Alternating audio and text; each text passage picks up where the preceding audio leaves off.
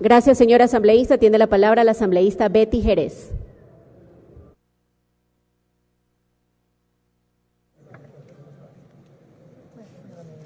Buenos días con todos y todas las asambleístas, y también quiero agradecer al Cantón Tizaleo de la provincia de Tungurahua que nos acompaña aquí en este pleno de la Asamblea, porque esta ley es muy importante para nosotros, porque con ellos hemos construido las necesidades que tenemos los agricultores, los campesinos, los indígenas, los afroecuatorianos y los compañeros montubios, porque la realidad que nosotros sabemos,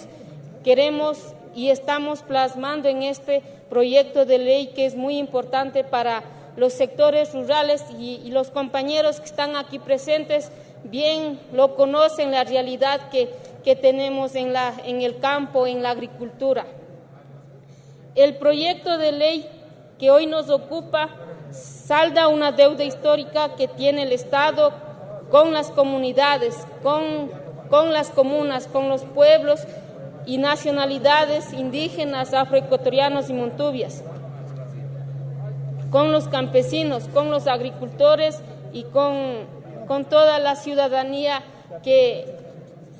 hace falta una ley que sea en base a la realidad que nosotros tenemos en el sector rural. El proyecto de ley no se centra en el tamaño de la tierra, aunque no deja de lado el mismo, ya que no únicamente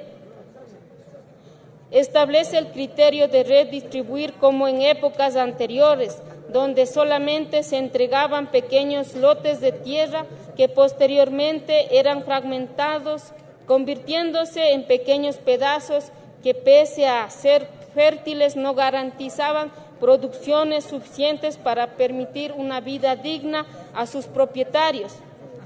Por ello, viendo esta realidad y conversando en territorio, en el proyecto de ley se propone la existencia de unidades productivas familiares que se producen medidas económicas estimadas en hectáreas productivas que efectivamente permitan una familia rural que pueda dignamente formar parte de su patrimonio y satisfaga necesidades básicas. Esta unidad productiva familiar no obedece a criterios populistas de simple repartición, sino que considera parámetros técnicos y condiciones geográficas. Un componente indispensable de este proyecto de ley es garantizar la soberanía alimentaria, la producción, la fertilidad de los suelos y la conservación de la tierra, pues sabemos que la tierra es un recurso muy valioso y debemos ser cuidadosos con el mismo. Por ello, el proyecto de ley no plantea únicamente la entrega de tierras para los campesinos y agricultores, sino que acompaña esta redistribución con medidas para acceder a créditos con el sector financiero público, pues sabemos que la tierra debe ser para quien la trabaja, pero que efectivamente se la trabaje, debe haber capacitación y recursos, debe haber apoyo por parte del Estado a los campesinos, a los agricultores, porque eso ha sido una necesidad básica para los agricultores. Adicionalmente, un aspecto muy importante del proyecto de ley es la regulación de los derechos colectivos relativos a la tierra. Es así que se clarifica lo que implica la posesión ancestral, caracterizándolo como la ocupación actual e inmemoriable de un territorio. Además, que se liga el territorio a la reproducción de la identidad, de la cultura, de las formas de producción y continuidad histórica. También el proyecto recoge una preocupación de los pueblos y nacionalidades y señala con absoluta claridad del derecho colectivo a obtener la adjudicación gratuita de las tierras y posesiones ancestrales y el derecho a no ser desplazados de las tierras ancestrales. Hablar de una reforma agraria que satisfaga las necesidades de la población es una tarea muy dura, que en este proyecto de ley se hace visible, pues gracias a los diálogos con las comunidades, y comunas se ha logrado dar solución a varios problemas muy comunes y que implican trámites engorrosos.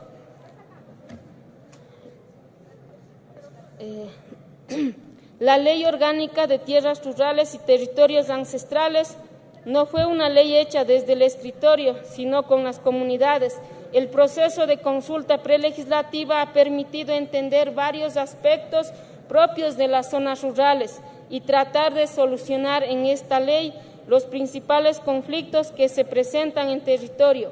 Así también, como mujer indígena, es importante reconocer y destacar la visión de género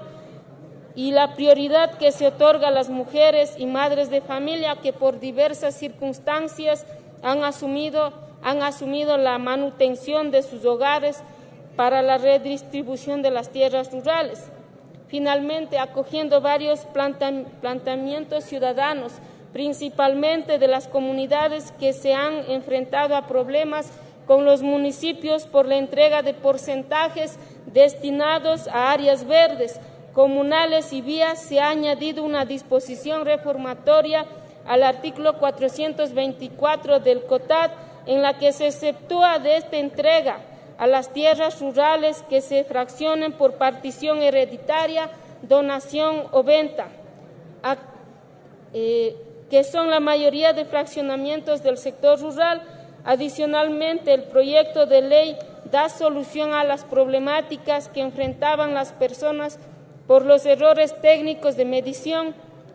toda vez que hace una reforma al artículo 481 del COTAD, especificando que cuando el excedente supere el error técnico de medición previsto en la ordenanza, se rectificará la medición y el correspondiente avalúo y el impuesto predial mediante resolución de la máxima autoridad del gobierno autónomo municipal o metropolitano, misma que se protocolizará e inscribirá en el registro de la propiedad. Sin embargo, de las ventajas que trae el proyecto de ley que hoy debatimos, me permito hacer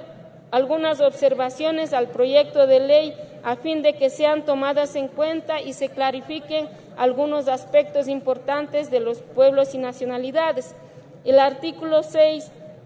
del proyecto de ley plantea la prioridad nacional de la protección de uso del suelo rural y establece que para garantizar la soberanía alimentaria, los gobiernos autónomos descentralizados, municipales y metropolitanos declaren zonas industriales y de expansión urbana en suelos rurales que no tengan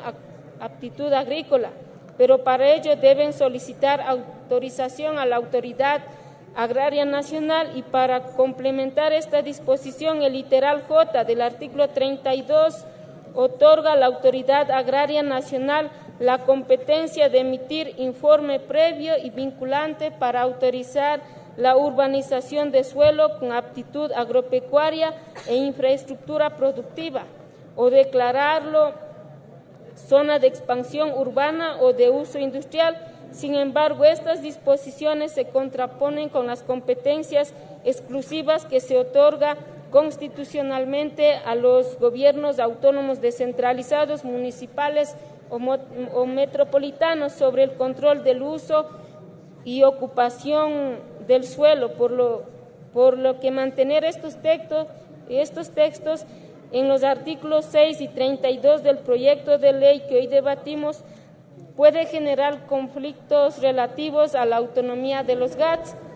que además debemos recordar que esta planificación local no es aislada. También en el literal A del artículo 7 y en el literal J del artículo 32, al referirse a pueblos y nacionalidades, sugiero que se utilice la siguiente frase: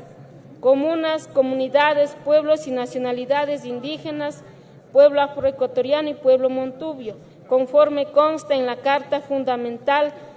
Bajo esta misma línea, en el artículo 23, que habla de los derechos colectivos, sugiero sustituir el texto: se reconocerá a las comunas, comunidades, pueblos y nacionalidades indígenas, afroecuatorianos y montubios el derecho a conservar la propiedad comunitaria, por la frase: Se reconocerá y garantizará a las comunas, comunidades, pueblos y nacionalidades indígenas, pueblos afroecuatorianos y pueblos montubios el derecho a conservar la propiedad imprescriptible de sus tierras comunitarias a fin de guardar concordancia con el texto constitucional. Gracias, compañeros, compañeras.